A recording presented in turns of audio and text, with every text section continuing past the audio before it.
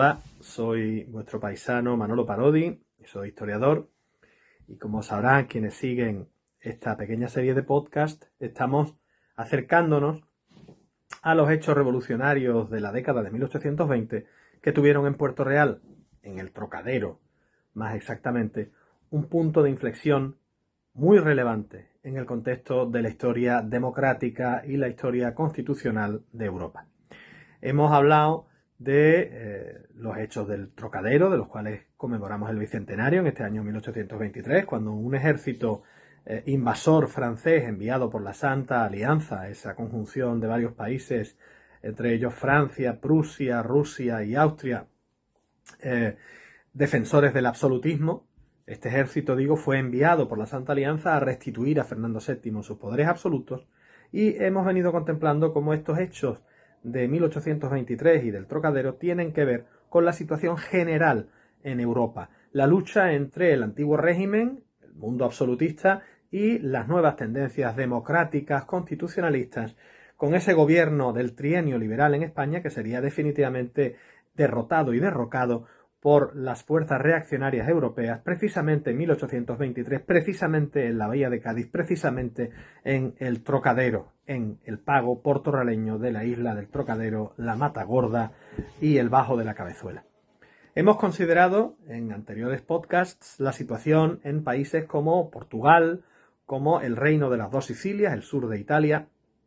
como Rusia, donde también se produjeron distintas oleadas revolucionarias en estos mismos momentos de la década de los 20 del siglo XIX, y hoy consideraremos otro de esos entornos revolucionarios de ese momento histórico, como sería el de Polonia. En el caso polaco, Polonia estaba sometida a la autoridad del Imperio ruso desde antes de las oleadas revolucionarias de 1789, la Revolución Francesa, el mundo napoleónico, y tras la derrota de Napoleón Bonaparte, Polonia de nuevo volvería a caer en manos del Imperio ruso. Estamos hablando en líneas generales. ¿Qué sucederá? Que justo después de la derrota de Napoleón, ya en 1815, el Imperio ruso, que controla Polonia, concede una constitución a Polonia. El zar Alejandro I de Rusia, uno de los grandes defensores del absolutismo, uno de los grandes promotores de la Santa Alianza,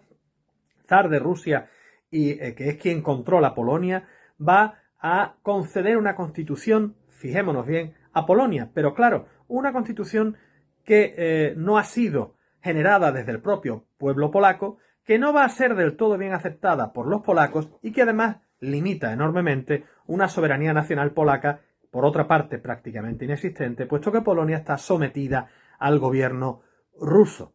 Por esa constitución polaca de 1815, posterior a la de Cádiz de 1812, no lo recordemos, no lo olvidemos, Polonia se constituía en una suerte de virreinato bajo las órdenes de Rusia, contando con un Consejo de Estado y un Consejo Administrativo, ambos elegidos por el propio zar de Rusia, y contando con un parlamento bicameral, un parlamento con dos cámaras, un senado, donde estaban los grandes magnates, los grandes potentados, los aristócratas polacos, y una cámara de diputados elegida, pero no democráticamente, sino a través del voto de aquellos ciudadanos, por supuesto, dada la época, varones, que tuvieran un determinado nivel de renta. Es decir, es una democracia absolutamente limitada, muy al estilo de lo que luego veríamos también en otros contextos de la propia Europa.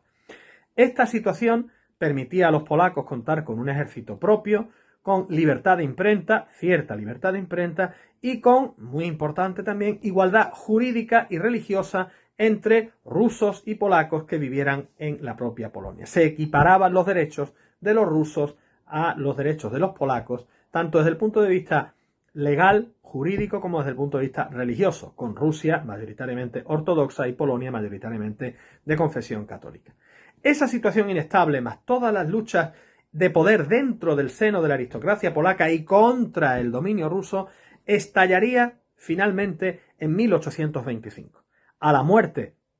del zar Alejandro I, tal y como en Rusia se produciría una intentona revolucionaria, la Revolución de Diciembre, la Revolución decembrista de 1825, de la que ya hablamos y que vimos que sería finalmente un intento fallido, en Polonia, en noviembre de 1825, se produciría la Revolución de Noviembre. nuevamente un intento fallido de alcanzar una democracia mayor y un gobierno constitucional propio. Los rusos ahogarían, aplastarían esta intentona revolucionaria de noviembre de 1825 en Polonia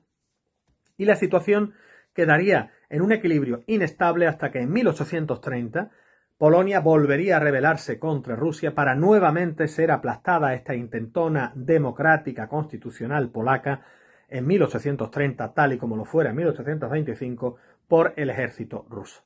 En este caso, como vemos, en Polonia también las oleadas liberales revolucionarias de la década de los 20 del siglo XIX habrían tenido su espacio, su papel y su momento.